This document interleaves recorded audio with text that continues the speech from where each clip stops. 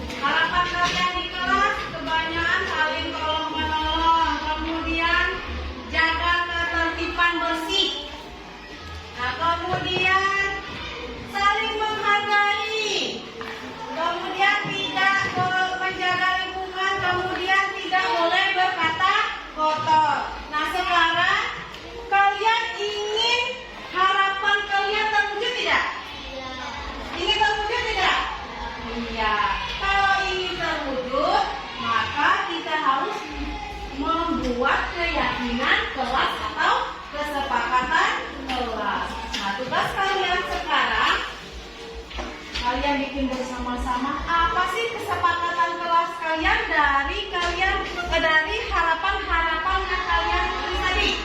Nah, apa sih keyakinan kelas kita?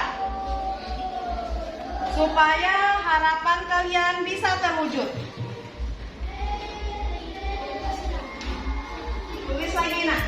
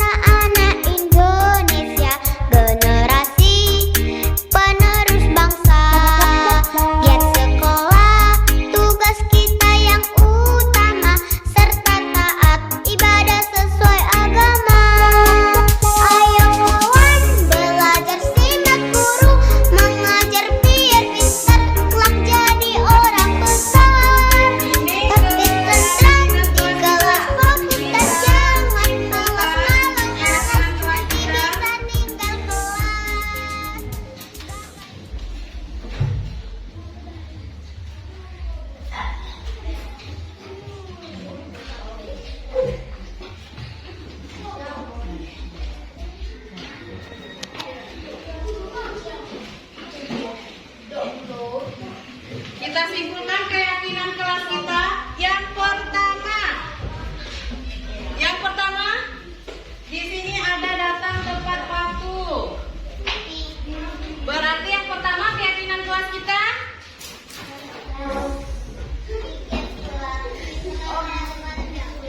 piket kelas dilakukan lebih awal. Kemudian keyakinan kelas yang kedua.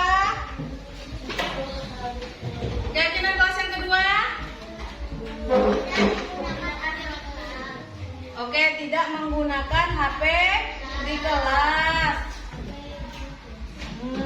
Kemudian apa lagi? Oke, sudah tadi piket kelas dilakukan lebih awal. Apa lagi yang ketiga? Oke, wajib memakai seragam. Apa lagi?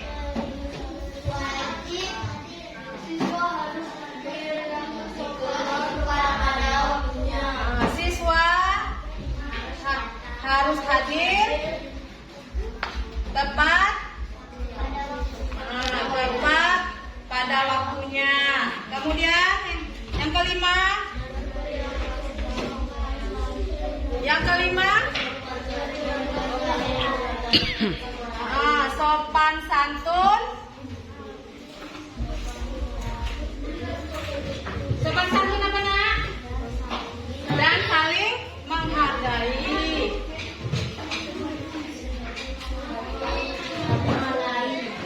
Kemudian yang keenam. Yang keenam. Habis sudah? Nah, inilah keyakinan kelas kita. Inilah kesepakatan kelas kita. Jadi, kalau kita melanggar ada konsekuensinya. Paham? Oke, sekarang kita lanjut ke pembelajaran selanjutnya.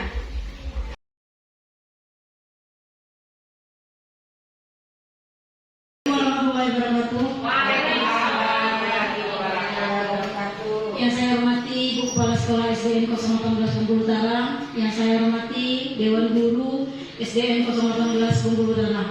Pertama-tama marilah kita panjatkan puji dan syukur kehadirat Allah Subhanahu wa taala yang mana pada hari ini kita bisa berkumpul di sini guna mengikuti pelatihan calon guru penggerak dari ibu kita, salah satu guru penggerak dari SD kita, yaitu Ibu Trimuji Handana. Pertama-tama marilah acara yang pertama kita buka dengan membaca basmalah. Bismillahirrahmanirrahim. Acara yang kedua yaitu kata sambutan dari Ibu Kepala Sekolah. Pada Ibu Kepala Sekolah Ibu Erniati kami persilakan.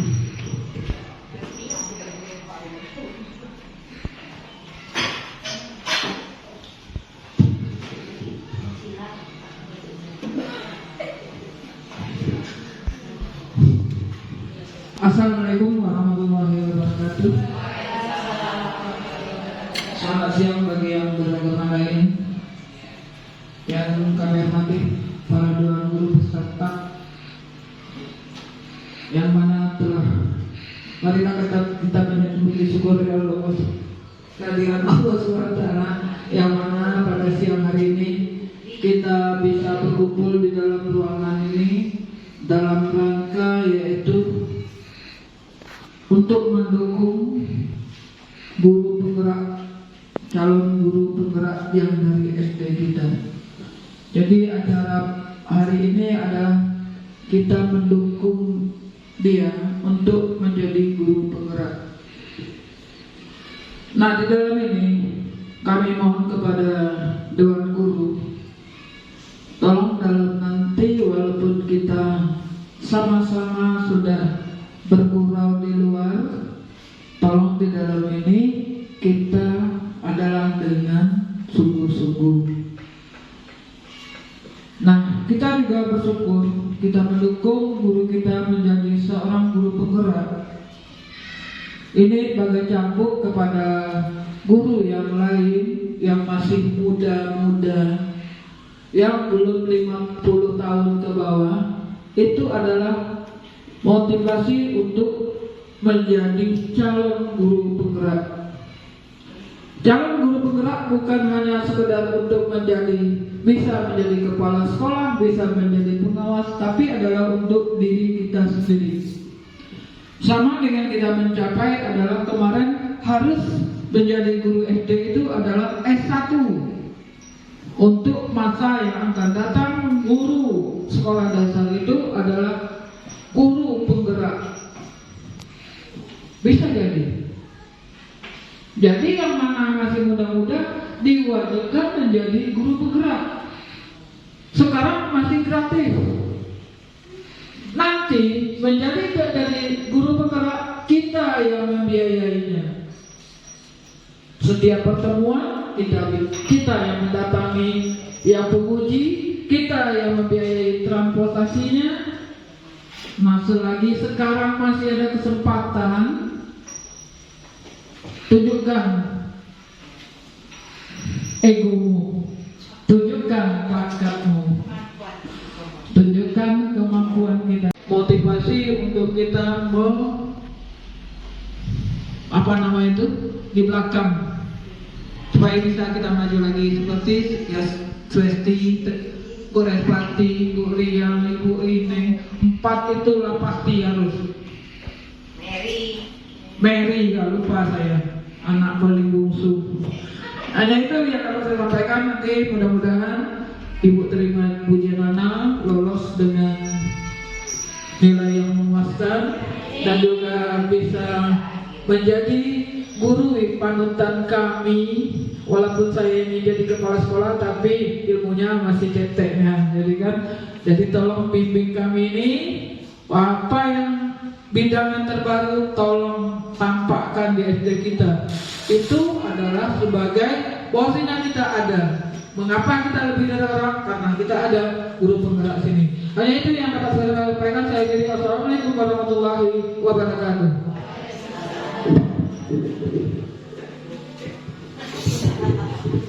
Terima kasih Ibu Kepala Sekolah. Mudah-mudahan apa yang diinginkan Ibu Kepala Sekolah kita semua dapat mengikutinya. Dan kita bisa dibimbing oleh Ibu Ana karena sudah berpengalaman. Cara berikutnya yaitu sajian dari Ibu Trimuji Handana langsung untuk memaparkan materi yang akan beliau sampaikan. Pada Ibu Ana kami persilakan. Ibu-ibu saya duduk ya, sambil mempresentasikan. Assalamualaikum warahmatullahi wabarakatuh. Yang pertama-tama marilah kita panjatkan puji syukur kepada kehadiran Allah SWT yang mana kita dapat berkumpul di ruangan ini untuk belajar bersama, berkolaborasi di sekolah kita tercinta ini.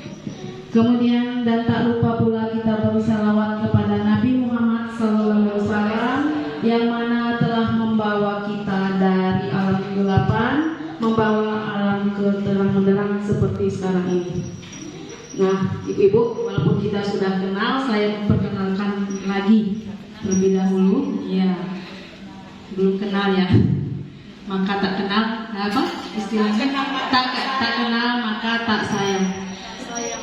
Ya, ibu-ibu, di sini saya perkenalkan, nama saya Trimuji Handana. Saya calon guru penggerak angkatan 8. Di sini saya akan menjelaskan tentang diseminisasi modul 14, yaitu tentang budaya positif.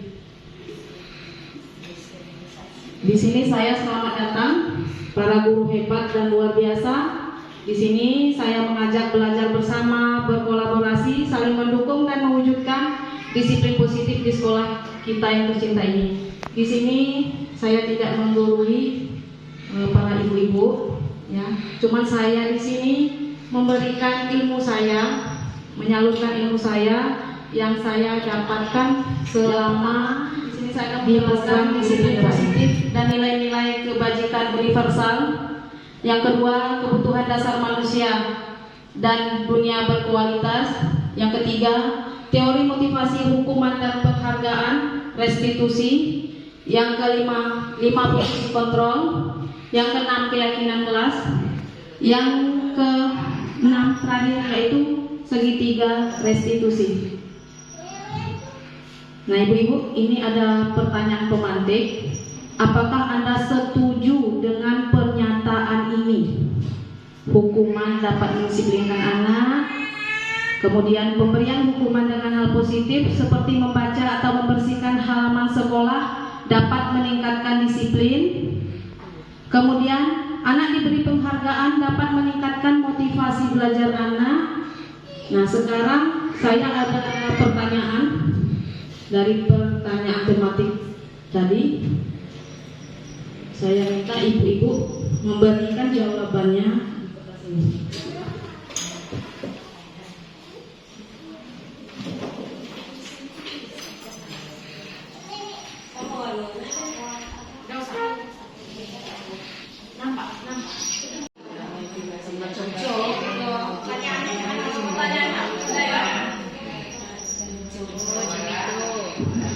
Nah, ini pertanyaannya ibu-ibu, 3 soal. Anda atau B membuka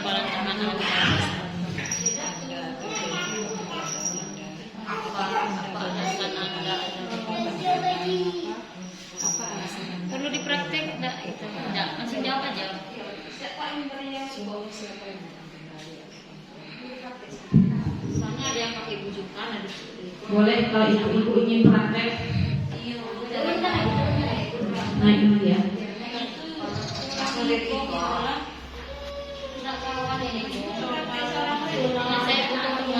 Ya ibu Respati mau praktekkan. Cek 50 juta. Ya, ambo megang. Oke, kami Bu Mary. Kami Bu Mary. Kok terserah tadi kan mau mengancam. Mau mengancam. Ibu Res. Boleh enggak saya?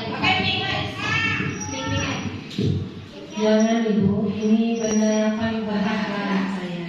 Tolonglah Bu, karena saya sangat butuh ini Bu. Saya juga butuh. Kita bagi dua. Kalau bisa Bu, saya minta tolong betul Bu. Saya saat nanti kalau Ibu memberikan ini, saya akan kembalikan 2 kali lipat Bu. Bukan tangan. Kalau saya kasih sekarang, saya kan juga butuh Bu. Jadi bagaimana? Kalau saya kasih ke Ibu, saya bagaimana? Tolonglah Bu, Ibu butuhnya kapan? Sekarang. Sekarang. Ibu, Sekarang juga. Bisa buka kepala. Kalau enggak berbagi kita, bukalah kepala.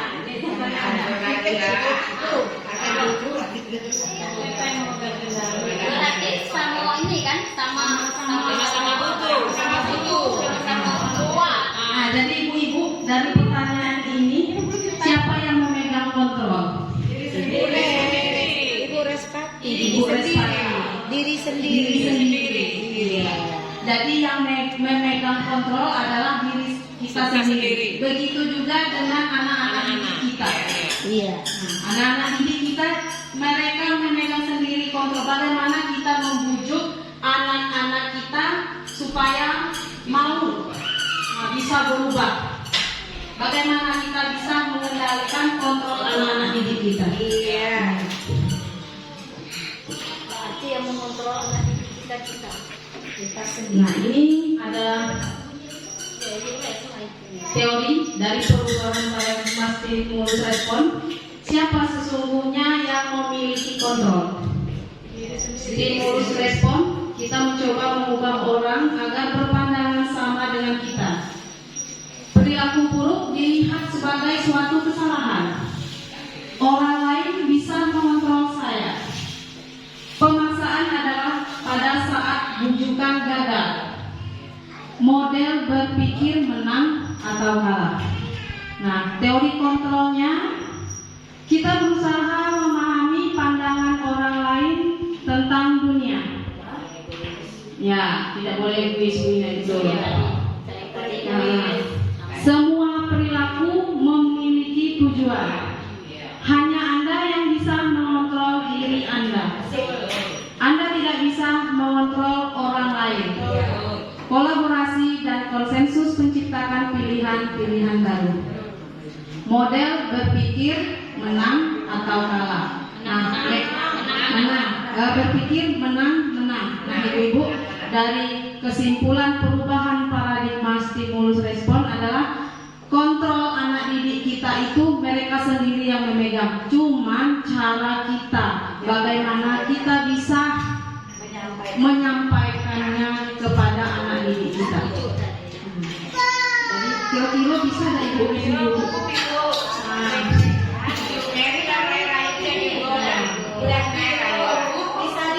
Ya bisa dibujuk.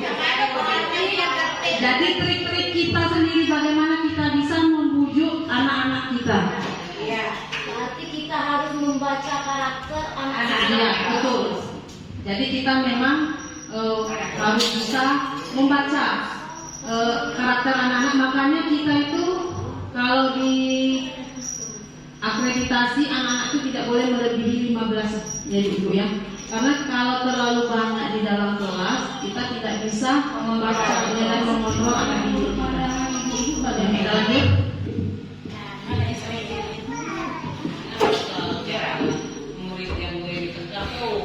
Terima kasih untuk Ibu Tri Jandana.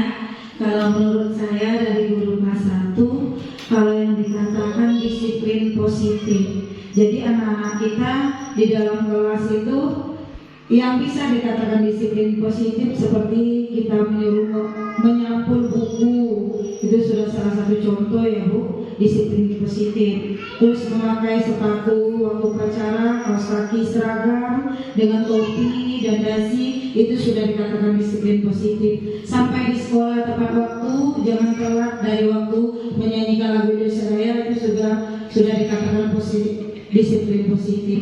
Mungkin masih banyak yang lain, bagi guru-guru yang lain memberikan pendapatnya, itu dari saya. Terima kasih. Ada yang menambah lagi disiplin positif di sekolah? Contoh disiplin di sekolah? Ibu. Aturan kelas Mer. Kesepakatan kelas Mer. Saya mencoba menambahkan, kalau dari Bu Inen tadi saya sudah setuju. Disiplin positif contohnya ya seperti yang dikatakan Bu Inen tadi. Dalam hal ini saya menambahkan bahwa saya melihat disiplin positif ini adalah disiplin mengenai aturan-aturan yang kita katakan baik seperti itu, untuk membawa anak menjadi lebih baik dengan cara yang baik gitu. Karena ada juga yang namanya disiplin negatif. Dia disiplin tapi konteksnya negatif. Misalnya anak harus dengan cara yang keras. Dia disiplin tapi itu menurut saya disiplin yang negatif. Jadi disiplin positif ya disiplin dengan cara mengajak anak menjadi lebih baik dengan cara yang baik sesuai dengan aturan-aturan yang ada. Seperti itu. Terima kasih Ibu Mary atas pendapatnya.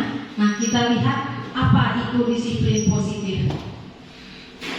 Nah, disiplin positif dalam budaya kita, makna kata disiplin telah berubah menjadi sesuatu yang dilakukan seseorang pada orang lain untuk mendapatkan kepatuhan. Kecenderungan umum adalah menghubungkan kata disiplin dengan ketidaknyamanan, bukan dengan apa yang kita hargai atau suatu pencapaian tujuan yang mulia. Nah, bagaimana cara kita tujuan cara penerapannya? Nah, ini cara penerapannya. Sebagai pendidik, tujuan kita adalah menciptakan anak-anak yang memiliki disiplin diri sehingga mereka bisa berperilaku dengan mengacu pada nilai-nilai kebajikan universal dan memiliki motivasi intrinsik bukan ekstrinsik. Nah, di sini kita menerapkan bagaimana cara kita mendisiplinkan anak dari dalam dirinya, yaitu dari intrinsik dari dalam dirinya, bukan dari luar ekstrinsik. Nah, seperti saya contohkan seperti aturan-aturan sekolah itu kan dari luar ekstrinsik. Bagaimana cara kita menerapkan disiplin budaya itu dari dalam diri anak-anak kita sendiri, bukan dari luar.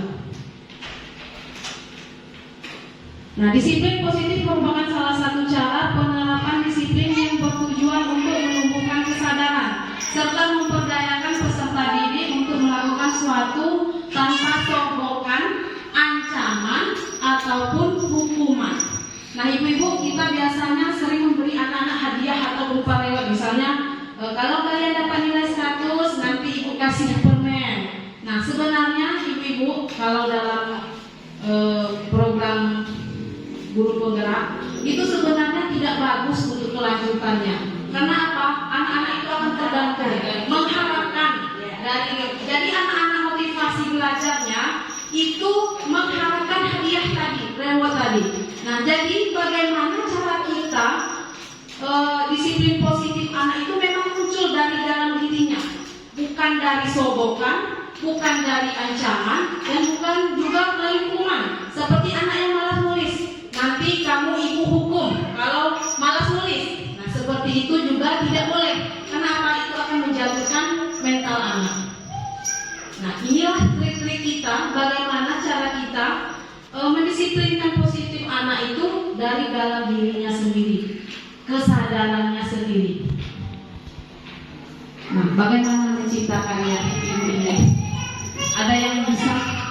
Bagaimana itu menciptakan supaya anak yang betul-betul tidak bisa menulis itu bisa menulis. Ya. Bagaimana trik kita?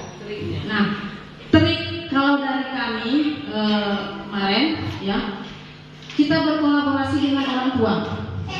Apakah dengan home visit atau memanggil orang tua ke sekolah. Jadi dengan kita berkolaborasi dengan orang tua, setidaknya anak ini kita tanya, anak ini ada apa? Apakah kurang perhatian orang tua? Apakah orang tua sibuk dengan urusannya sendiri? Jadi kita memang boleh memanggil orang tua seperti Ibu Ina bilang tadi, oh anak ini malas nulis. Karena kita tidak boleh memakai hukuman, tidak boleh memakai sogokan, ya, tidak boleh memakai ancaman. Jadi bagaimana? Jadi kita harus berkolaborasi dengan orang tua. Seandainya kita memberikan ancaman dengan ancaman dia bisa menulis, bagaimana Ibu?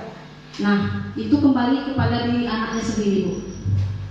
Kembali dengan anaknya. Kadang ada anak itu kan dengan ancaman mental anak malah tambah down, ya. Ya. Jadi malah ada yang tambah semangat, betul. Itulah kita harus bisa membaca karakter anak kita masing-masing, ya. Jadi kita harus memang bisa membaca karakter anak kita. Apakah anak ini harus dengan hukuman, atau sogokan, atau ancaman, atau dengan reward. Nah, reward atau hadiah juga kalau terus-terusan tidak bagus. Nah, dia motivasinya hanya karena reward, hadiah. Bisa kita ganti reward itu dengan pujian. Nah, jadi tidak mesti dengan hadiah, atau kita bisa kasih reward itu dengan bintang ditaruh di bajunya. Kalau kamu bisa menjana, Ibu kasih bintang. Biasanya anak-anak kelas rendah itu senang sekali ya dengan bintang. Ada lagi Pinen? Lanjut.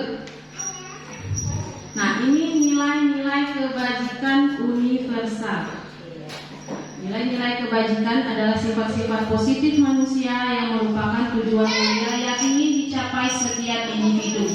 Nilai-nilai tersebut bersifat universal dan lintas bahasa, suku, bangsa, agama maupun latar belakang. Nah, setiap perilaku perbuatan memiliki suatu tujuan. Ini pendapat dari Dr. William Glasser pada teori kontrol.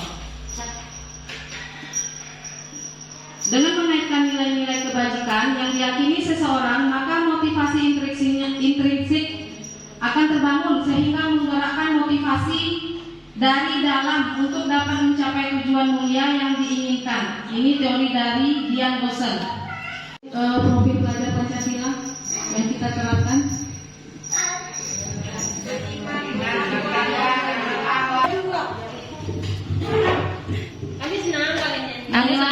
Ibu kita menyanyikan lagu Dimensi Profil Pelajar Pancasila. 1, 2, 3.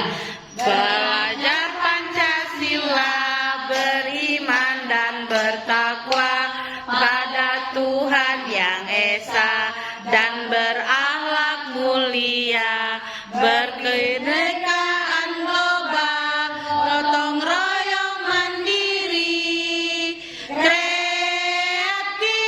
dan bernalar kritis. Oke. Terima kasih Bu Mary. Nah, itu nilai-nilai kebajikan universal yang telah dijalankan di sekolah kita, yaitu melalui profil pelajar Pancasila. Kita lanjut ke kebutuhan dasar manusia. Apa aja sih kebutuhan dasar manusia? Sandang, pangan, papan, kasih sayang, dan pendidikan. Dan kita lihat ya, bertahan hidup yang pertama. Makan, sandang. Kemudian kasih sayang dan rasa diterima. Lanjut kebebasan, kesenangan, penguasaan. Sekarang Ibu, saya mau tanya kebutuhan dasar manusia kalau di sekolah, kalau untuk anak didik kita kira-kira terpenuhi ya atau belum? Nah, coba Ibu Maya beri pendapatnya sedikit.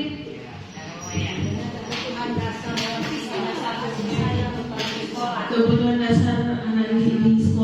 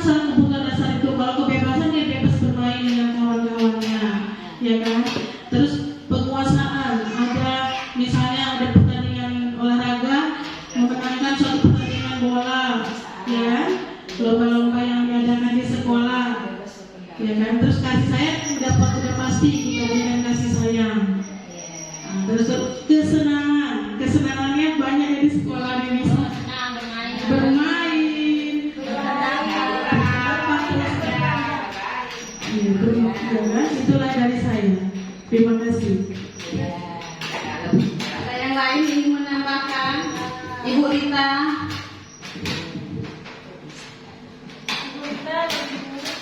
Ini bingung Bu. Ya. Penguasaan apapun hargaan Bu. Penguasaan. Penguasaan. Penguasaan.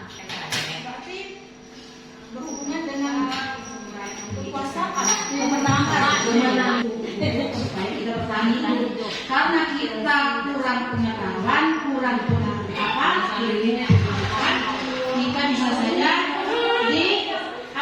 didiskriminasi, mendapat diskriminasi. Mungkin kita merasa kita sulit untuk bertahan, gitu kan? Ya baik. Kemudian kasih sayang dan rasa diterima. Ya, memang kasih sayang dan rasa diterima kita harus juga sebagai guru memberikan perhatian kita kepada murid kita dengan kasih sayang supaya dia bisa diterima di mana saja dia berada. Ya. Kemudian kesenangan. Saya rasa di sekolah memang bukan tempat mereka untuk mengalami suatu tekanan, mengalami suatu diskriminasi. Memang di sekolah mereka mencari dan kita bisa melihat juga. Memang kalau di sekolah anak-anak itu senang, ya, senang bertemu teman-temannya, senang bertemu dengan ya, sehingga mereka dapat menciptakan kebahagiaan, ya kan? Kemudian penguasaan, ya, penguasaan di situ dilambangkan dengan bintang yang cemerlang. Saya rasa mereka kalau sudah menguasai ilmu pengetahuan, berarti mereka nanti akan hidup mereka akan cemerlang seperti bintang di langit. Itu harapan kita sebagai guru. Saya rasa itu aja ya. Ya, kebebasan. Ya, semua guru memberikan kebebasan, tapi tidak keluar dari jalurnya. Itu aja. Itu pendapat dari saya. Terima kasih Ibu Rita. Ya, sambil berdiskusi, sambil menyantap makannya. Ini satu. Yang dijelaskan Ibu Rita tadi adalah kebutuhan dasar anak didik kita di sekolah kita. Ya, sekarang kita lihat kebutuhan dasar manusia secara global. Yang pertama, kebutuhan bertahan hidup. Apa saja sih kebutuhan bertahan hidup? Ya, ini kebutuhan bertahan hidup, kebutuhan kesehatan, merasa aman, kebutuhan sandang. Kemudian kebutuhan kasih sayang dan merasa diterima. Yang pertama, merasa diterima dalam kelompok atau kelasnya. Keinginan tetap terhubung dengan orang lain. Kebebasan. Lebih memberi mereka pilihan untuk mencoba hal-hal baru. Itu kebebasan. Kemudian kesenangan. Murid merasa senang di kelas, konsentrasinya tinggi saat melakukan hal-hal yang disenangi. Betul ya Ibu ya? Apa yang disenangi anak-anak, pasti anak-anak itu semangat. Kalau kita suruh istirahat, mereka tidak mau boring. Lanjut yaitu penguasaan atau power. Power itu kekuatan ya. Ingin diakui pencapaian dan keterampilannya. Nah, seperti Ibu Maya bilang tadi, lomba-lomba seperti lomba-lomba MIPA, lomba olahraga, anak-anak itu senang kalau diajak lomba. Ya, karena mereka merasa keterampilannya sangat berguna. Nah, itu penguasaan. Kita lanjut ke teori motivasi perilaku manusia. Nah, motivasi merupakan dorongan yang timbul pada diri seseorang secara sadar atau tidak sadar untuk melakukan suatu tindakan dengan tujuan tertentu. Nah, salah satu contohnya untuk menghindari ketidaknyamanan atau hukuman, apa yang akan terjadi apabila saya tidak melakukannya? Itu motivasi eksternal. Kemudian motivasi eksternal lagi yaitu untuk mendapatkan imbalan dari orang lain atau institusi. Apa yang akan saya dapatkan apabila saya melakukannya? Itu masuk dari eksternal. Motivasi internal yaitu dari dalam diri. Contohnya di sini yaitu untuk menghargai diri sendiri. Nah, untuk menghargai diri sendiri itu termasuk ke motivasi internal, tujuan disiplin positifnya. Saya ingin ibu-ibu, siapa yang bisa berpendapat ya untuk anak didiknya selama penerapan di tahun ajaran baru ini, ada nggak anak-anak contoh untuk menghargai dirinya sendiri yang motivasi internal?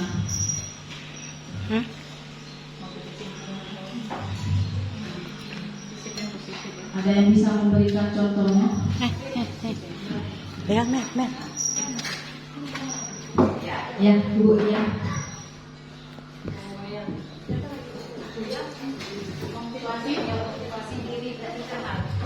Motivasi diri eksternal berarti dari dalam diri anak ya? Internal. Dari dalam diri anak yaitu motivasi internal. Saya mengajar di kelas 6 untuk menanamkan motivasi diri internal pada diri anak.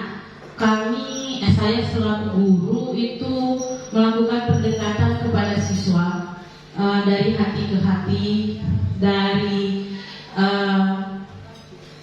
perilaku atau tata cara kita menghadapi mereka, balik lagi dengan pembahasan kita tadi, yaitu dengan mengenali karakter siswa. Jujur, saya selaku guru juga senang kalau kita mendapat penghargaan dari murid, kalau kita dianggap sebagai guru yang bisa mereka nantikan di kelas seperti itu. Jadi untuk motivasi internal, kalau saya sendiri berbagi, itu dapat melakukannya dengan pendekatan kepada siswa kita dan lebih mengenal lagi bagaimana karakter siswa kita masing-masing dengan cara kita di dalam kelas dapat memperhatikan dan kita juga dapat melihat dari keadaan siswa kita saat di rumah, karena siswa-siswa kita di sini saya rasa masih dalam lingkup daerah kita, tidak ada yang terlalu jauh. Setidaknya kita mengenal biografi keluarga mereka seperti apa. Jadi kalau kita sudah mengenal bagaimana keluarganya, setidaknya kita sudah ada gambaran bagaimana kita menghadapi anak tersebut. Jadi untuk motivasi internal, kalau saya sendiri di kelas 6 itu lebih mendekatkan lagi dengan anak, lebih memberikan ruang, walaupun kita tahu guru kita tidak bisa dijadikan sebagai teman. Seperti yang disampaikan oleh Ibu Trimuji Handana kepada saya, kalau kita sebagai guru itu disuruh menjadi sebagai manajer. Jadi kita itu bosnya. Jadi anak itu adalah bawahan kita. Tetapi bagaimana kita memperlakukan bawahan kita dengan baik agar bawahan kita bisa menuruti kita dengan baik seperti itu. Mungkin itu saja pendapat saya. Direktur saya mengenal. Ada yang mau menambahkan? Ibu kepala sekolah? Nah, yang lain? Setuju dengan Ibu Ria.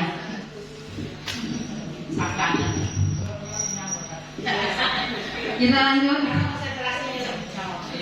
Nah, ini konsep disiplin dengan identitas gagal. Menyakitkan, tidak nyaman, anak takut, memaksa, murid menyembunyikan kesalahan, murid menjadi rendah diri. Nah, itu contoh hukuman. Itu termasuk disiplin identitas gagal. Penghargaan. Nah, tadi penghargaan. Berarti tidak bagus ya kalau selalu anak diberi penghargaan.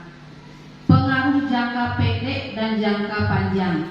Penghargaan menghukum, tidak efektif, mematikan kreativitas. Penghargaan mengurangi ketepatan. Penghargaan merusak hubungan. Kemudian menurunkan kualitas, mengurangi motivasi intrinsik. Nah, ini pengaruh. Kenapa sih penghargaan dibilang sebagai hukuman atau konsep disiplin identitas gagal? Ada yang bisa menanggapi? Ya, ini Motivasi intrinsik itu yang bagaimana? itu motivasi dari dalam diri anak. Jadi konsep disiplin dengan identitas gagal. Jadi kita masuk ke dalam penghargaan, berarti mengurangi motivasi intrinsik itu termasuk di dalam motivasi dalam diri anak. Yang bagaimana itu Bu Ana? Contohnya kan Yang dalam diri anak. Ada anak yang pintar, kita selalu memberi penghargaan. Jadi ada cemburu sosial dengan anak yang IQ-nya pas-pasan. Jadi bagaimana kita bisa sama dengan yang lain. Jadi di sini kita dalam pembelajaran kita bukan lihat hasilnya, proses belajar anak. Bukan kalau kita 13 itu bukan ya nilai, tapi proses belajar anak yang dilihat. oh iya. Berarti mengurangi motivasi intrinsik ini berarti kita tidak usah memberi anak seperti hadiah, jadi yang lain merasa iri. Bagaimana mengganti dengan cara bintang tadi? Berarti anak tadi juga tetap iri Bu Ana karena dia tidak dapat bintang. Bukan. Oke, saya menambah, Ibu Res mau menambahkan. Menurut saya mengurangi motivasi intrinsik itu penghargaan bisa mengurangi motivasi intrinsik, berarti motivasi dari dalam diri anak itu sendiri. Contohnya seperti ini, misalnya anak itu mendapat nilai tinggi, kita memberikan hadiah atau penghargaan. Tentu anak yang dapat penghargaan atau nilai tinggi ini di kelas itu barang tentu anak itu tingkat kemampuannya atau lebih tinggi dari yang lain. Jadi menurunkan motivasinya, begitu dia dapat hadiah atau penghargaan, jadi dia merasa dirinya, oh, ambola yang paling pintar, ambola yang paling bisa. Jadi yang santai-santai aja, ya kan? Jadi pasti yang juara, pasti yang nilai tinggi. Jadi mungkin tidak seluruh anak yang mendapatkan yang mengurangi motivasi intrinsik dalam dirinya. Tentu beberapa anak mungkin yang mempunyai kemampuan yang lebih dari rata-rata. Menurut saya begitu. Belum puas. Jadi kalau menurut saya tadi, kalau kita memberi penghargaan, mungkin kalau secara langsung ini menurut saya memberi penghargaan pada anak yang bisa di kelas menjawab. Saya berpikir seperti ini Bu Ana, berarti anak lain ingin mendapat hadiah ini, jadi termotivasi. Ini menurut saya, ya kan? Jadi kalau saya besok mendengar penjelasan Ibu Ineng, saya akan dapat hadiah kalau ditanya. Itu menurut saya itu di kelas. Jadi kalau memang ini dikatakan penghargaan ini gagal, apakah saya agak kurang setuju juga ya Bu Ana ya? Masalahnya pengertian kita tuh berbeda-beda. Jadi ada kalau menurut saya dengan ada kita memberi motivasi, kita memberi permen, anak yang lain merasa terpancing. Itu kalau menurut saya Bu Res. Apa itu disalahkan juga dengan ya? Katanya seperti penghargaan untuk permen tidak boleh, katanya yang materi. Itu kalau bintang boleh. Boleh kan pakai bintang? Nah, bintang. Artinya maksud kalau seperti bintang itu kan seperti materi, itu kan berbentuk bintang. Kalau katakan masalah iri tadi, itu sampai permen sekian banyak. Dia juga akan iri. Kalau memang itu penghargaan itu gagal seperti itu, itu lah banyak bintangnya tuh lah, yang juara sama baik. Cuma bedanya ini adalah tidak boleh kita memberikan materi. Contohnya seperti permen. Tapi kalau dengan bintang, ampun semenjak semester 1 ini bintangnya sekian banyak. Bisa jadi. Itu kalau pengertian saya. Kasihlah anak itu seluruhnya, karena setiap anak mempunyai kelebihannya masing-masing. Ya? Makanya penghargaan di sini dibilang konsep disiplin yang gagal. Paham Ibu ya? Ya. Kita lanjut. Ini konsep disiplin dengan identitas sukses, yaitu memberi konsekuensi, penguatan jangka pendek, perlu monitoring berkelanjutan, stimulus respon, peserta didik menghormati peraturan, peserta didik menyembunyikan kesalahan, kehilangan waktu untuk merenungi kesalahan, restitusi. Peserta didik bertanggung jawab atas perilakunya, fokus pada pemecahan masalah jangka panjang, murid menghormati dirinya dan orang lain, yaitu teori kontrol, dirinya memegang kontrol. Murid bersemangat memperbaiki kesalahan. Nah, ini yang dimaksud dengan konsep disiplin identitas sukses. Nah, jadi kalau kita mau memberi disiplin dengan anak, bukan memberi hukuman, tapi memberi konsekuensi dan restitusi. Lanjut. Nah, konsep disiplin pendekatan restitusi. Nah, sebuah cara menanamkan disiplin positif pada peserta didik, yaitu dengan restitusi. Apa yang dimaksud dengan restitusi? Ini. Restitusi adalah proses menciptakan kondisi bagi murid untuk memperbaiki kesalahan mereka, sehingga mereka bisa kembali pada kelompok mereka dengan karakter yang lebih kuat. Ciri-ciri restitusi: bukan menebus kesalahan, namun belajar dari kesalahan. Memperbaiki hubungan. Tawaran, bukan paksaan. Nah, kalau kita kan paksaan kan, kita memberi tawaran. Kemudian menuntun untuk melihat ke dalam diri. Mencari kebutuhan dasar yang mendasari tindakan restitusi diri adalah cara yang paling baik. Fokus pada karakter, bukan tindakan. Jadi kita fokus ke karakter anak, bukan kepada tindakan. Menguatkan dan fokus pada solusi. Nah, kita sebagai guru, sebagai pendidik, kita memberi solusi, bukan sebagai penghukum, bukan sebagai pemantau. Jadi kita mencari solusi. Nah, ini 5 posisi kontrol. Ada identitas gagal kontrol dan ada identitas berhasil sukses kontrol dari luar. Nah, ini ada sebagai, kalau guru sebagai identitas gagal, itu yang pertama menghukum. Contohnya menghardik. Kalau kamu tidak melakukannya, awas ya, rasakan. Itu sering ya kita dengar. Nah, kemudian memberontak, menyalahkan orang lain, berbohong. Kemudian murid meletakkan guru di luar dunia berkualitas. Kemudian mengulangi kesalahannya. Nah, kemudian identitas gagal lagi, yaitu membuat orang merasa bersalah, ceramah, dan mengatakan seharusnya ibu kecewa. Nah, jadi kita tidak boleh bilang dengan anak, oh ibu kecewanya dengan kau. Nah, jadi kita tidak boleh bilang dengan peserta didik kita seperti itu. Kamu seharusnya sudah tahu ibu lelah sekali mengatakannya, ibu stres.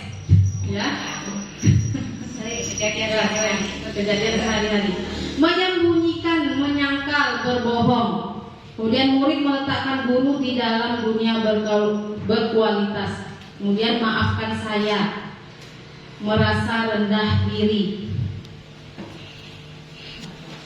Nah, kemudian identitas yang berhasil itu menjadi teman, pemantau, dan manajer. Nah, sekarang ibu-ibu, saya mengajak ibu-ibu di sini, kita menjadi sebagai manajer, bukan teman, bukan pemantau, tapi kita harus menjadi manajer. Dengan apa? Dengan mengajukan pertanyaan-pertanyaan yang membuat anak timbul dari kesadaran dalam diri. Lanjut. Nah, ini contoh tugas pernyataan. Saya kecewa sekali dengan kamu. Itu pembuat merasa bersalah. Tidak boleh. Ayo lakukan demi ibu bapak. Itu teman.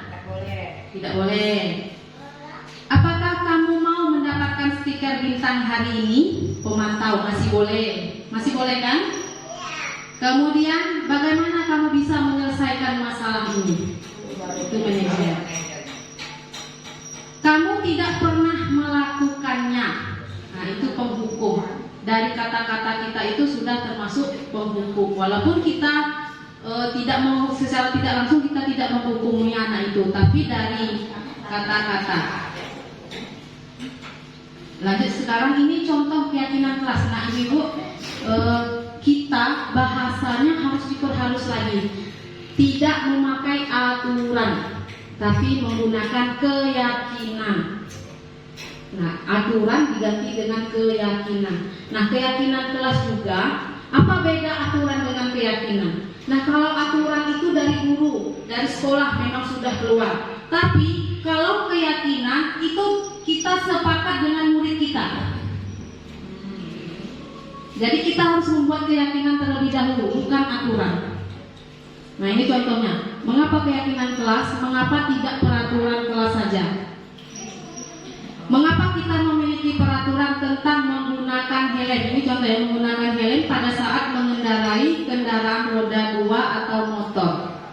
Nah, ada yang bisa menjawab kenapa kita memiliki peraturan tentang penggunaan helm pada saat mengendarai kendaraan roda 2 atau motor? Calon guru penggerak. Nah, jadi kalau menurut saya, mengapa kita tidak memiliki peraturan tentang penggunaan helm pada saat mengendarai kendaraan roda 2 atau bermotor? Nah, kalau kita mengatakan itu adalah peraturan, itu tadi kan sudah dikatakan tidak baik untuk anak kita. Kita harus mengatakan keyakinan. Dengan kita pakai helm, kita yakin kita selamat. Kalau jatuh kita akan terlindungi. Nah, itu keyakinan kita. Jadi anak merasa kalau dengan ada keyakinan seperti itu, insya Allah tidak ada melanggar peraturan tadi. Jadi peraturan itu bisa dikatakan tidak baik juga. Jadi kita ganti dengan keyakinan, saya setuju. Ya. Ya, ibu-ibu ya. Kita ada keyakinan sekolah, ada keyakinan kelas. Jadi ibu-ibu, ayo kita terapkan membuat keyakinan kelas dengan anak-anak didik kita. Kita lanjut. Nah, pembentukan keyakinan sekolah kelas.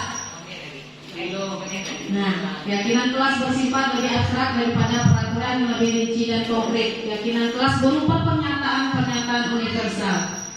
Pernyataan keyakinan kelas senantiasa dibuat dalam bentuk positif. Keyakinan kelas hendaknya tidak terlalu banyak sehingga mudah diingat dan dipahami oleh semua warga kelas. Keyakinan kelas sebaiknya sesuatu yang dapat diterapkan di lingkungan tersebut. Semua warga kelas hendaknya ikut berkontribusi dalam pembuatan keyakinan kelas. Kemudian kegiatan curah pendapat. Bersedia meninjau kembali keyakinan kelas kita dari waktu ke waktu. Ini contoh kegiatan membuat keyakinan kelas bersama peserta didik. Nah, ibu-ibu bisa membuat keyakinan kelas dengan peserta didik. Ya, menggunakan kertas ini kita bikin dulu konsepnya. Nah, anak-anak setuju yang mana? Kalau memang sepakat, saya kasih contoh di kelas itu ada keyakinan kelas ada 7. Yang pertama, tidak menggunakan HP di kelas. Kemudian masuk kelas tepat waktu. Kemudian berbicara sopan santun. Itu ada 7, cuma saya ingat 3. Saling menyayangi. Itu harapan kelas. Ada harapan kelas, ada keyakinan kelas. Nah, ini segitiga restitusi. Segitiga restitusi yaitu ada validasi kebutuhan, menanyakan keyakinan, dan menstabilkan identitas. Ini biasa, ini contoh kasusnya.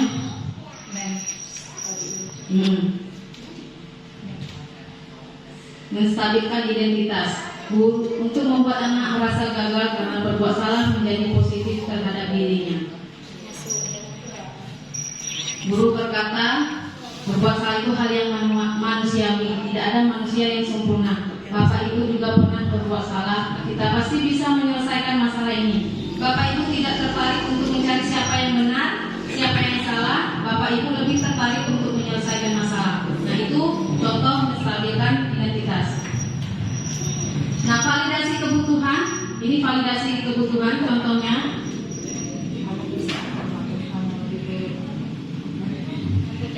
Nah, membantu siswa mengambil basic need kebutuhan yang ingin dipenuhi ketika melakukan kesalahan itu, yaitu memenuhi basic needs, apakah itu power, freedom, love, and belonging, atau survival. Nah, ini guru bisa saja melakukan hal yang lebih buruk, tapi kamu tidak melakukannya. Kamu pasti punya alasan. Dan seterusnya. Ini contoh validasi kebutuhan. Lanjut, dan ini menanyakan keyakinan. Nah, setelah anak-anak berbuat masalah tadi, kita harus menanyakan keyakinan kelas kita. Apa keyakinan kelas kita kalau anak-anak berbuat salah? Ya, Ibu sampai di sini ada yang mau bertanya?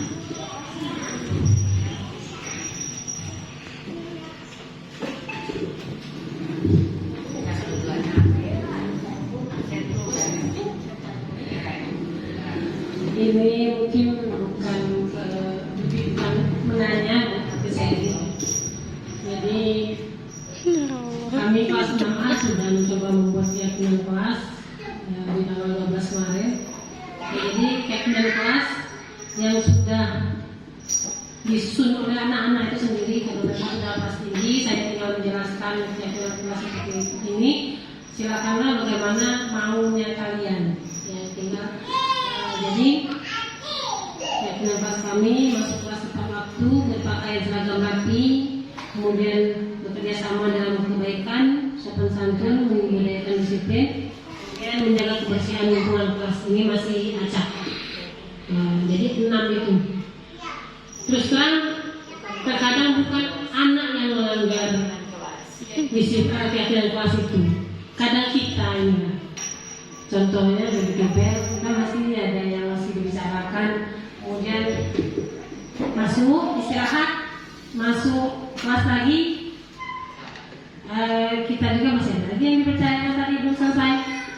Nah, ketika kita akan melakukan disiplin tepat waktu itu tadi, mungkin anak-anak itu tidak berani membalikkan ini. Kan bukan kami Bu yang tepat waktu itu, yang masuk kelas sudah tepat waktu. Kadang mungkin satu itu yang paling fatal, yang kesalahan yang sering kali dilakukan. Tidak tepat waktu, tidak disiplin waktu itu tadi. Bukan anak yang mulai sekali melanggar kita, saya yang melanggar. Jadi kira-kira bagaimana kita ini sama-sama caranya supaya bisa meminimalisir satu kesalahan yang itu jadi. Nah, mungkin sama-sama kita ini sharing, bukan kalian. Itulah yang dapat saya sampaikan, lebih kurang saya mohon maaf. Wabillahi taufiq hidayah. Wassalamualaikum warahmatullahi wabarakatuh. Saya akan kembalikan ke moderator.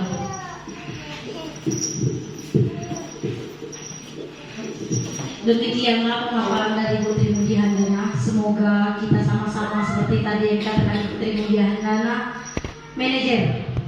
Semoga kita semua bisa menjadi manajer di kelas kita masing-masing. Demikianlah pertemuan kita hari ini, dan kita tutup dengan membaca Alhamdulillah. Saya sebagai pembawa acara, apabila ada kata yang salah saya minta maaf. Dan saya akhiri, wabillahi taufiq wal hidayah. Wassalamualaikum warahmatullahi